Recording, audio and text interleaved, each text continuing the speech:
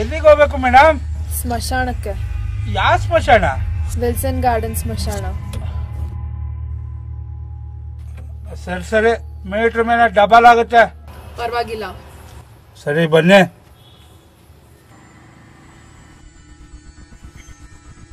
ಎಷ್ಟಾಯ್ತು? ಎಲ್ಲ ಸೇರಿಸಿ 400 ರೂಪಾಯಿ ಕೊಡಿ ಮೇಡಮ್. ನಮ್ಮ ಮನೆಗೆ ಹೋಗ್ತಾ ಇರ್ತೀನಿ. ಎಲ್ಲಿ ಮೇಡಮ್ ನಿಮ್ಮ ಮನೆ? ಸರಿ ಸರಿ, ಬೇಗ ಹೋಗಿ ತಗೊಂಬನ್ನಿ.